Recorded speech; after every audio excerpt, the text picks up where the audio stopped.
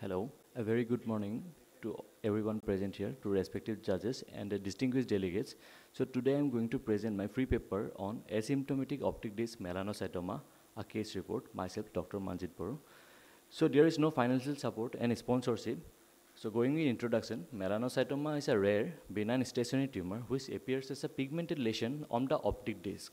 It may develop wherever uveal melanocytes are present and most commonly occur on or adjacent to the disc. Optic disc melanoma can compress the optic nerve or undergo necrosis, leading to ischemic axonal loss and visual field defect similar to glaucoma.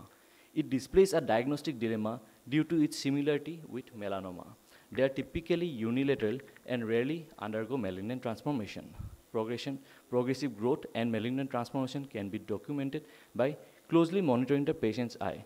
Considering its rarity, we report a case of optic disc melanocytoma. So my case goes like a 40-year-old male came to outpatient department for medical fitness certificate to apply for a government job. He did not have any complaints of both eyes. On ocular examination at our institution, his visual acuity was found to be 6/6 in right eye and in left eye it's 6/9, which got corrected with -0.5 diopter. The anterior segment of both eyes in slit lamp were found to be normal. The intraocular pressure and color vision of the patient was within normal limit. So on funduscopy, the right eye fundus showed clear media with blackish elevated mass lesion with approximately 1 disc diameter with feathery margins and was obscuring the optic disc and extended to inferior medial quadrant. There is no retinal edema, disc edema or subretinal fluid. The left eye funduscopy appeared to be normal. So this is my funduscopy photo. The funduscopy findings were later confirmed with fundus photography and OCT of optic nerve head. OCT optic nerve head showed a lobular dome-shaped elevated mass with a dense posterior shadowing. So this is the picture of the OCT. It's showing a dense lobular dome-shaped mass.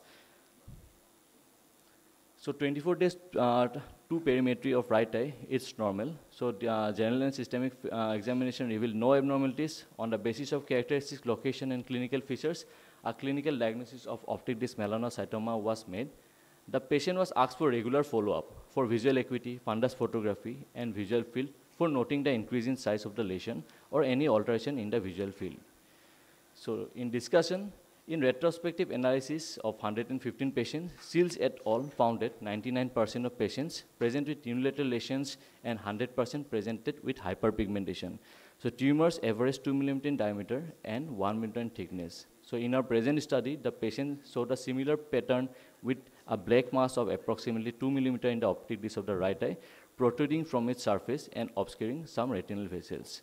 Gupta et al. Documented clinically typical melanocytoma that grew progressively for 6 years without any documented malignancy. Shields et al. Analyzed OCT of 15 optic disc melanocytoma cases showing hyperreflectivity on the anterior surface of the tumor and dense posterior shadowing in all cases with an optically cavernous appearance. So there may be some common visual field defects like enlargement of blind spot and nerve fiber bundle defect. It has been defined that the enlargement of the blind spot is related to the number of tumors extending to the edge of the optic disc. However, in our case, the visual acuity of the patient's left eye was normal and visual field defects were not found. As referred above, optic disc melanocytoma is a benign tumor that may grow slowly and rarely transforms into a melanoma. Being the rate of malignant transformation of 2%, there is no established treatment of melanocytoma, and observation is the only clinical tool for its management. So hereby I conclude, the present case highlighted the importance of identifying optic disc melanocytoma in an asymptomatic case. So it grows very slowly over several years or remains stable in contrast to malignant melanoma. Though optic disc melanocytoma tends to have a benign behavior, it may adversely affect visual function. So therefore, fundus examination is necessary for monitoring the growth and detecting malignant transformation yearly. Visual loss can occur due to optic neuropathy or retinal vascular obstruction. So appropriate consent has been taken from the patient and there are no conflicts of interest. These were my references. Thank you.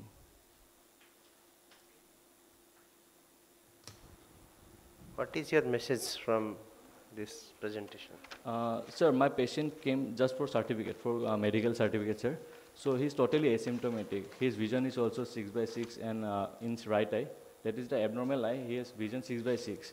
So we should do proper examination from anterior segment to posterior segment to look any abnormalities.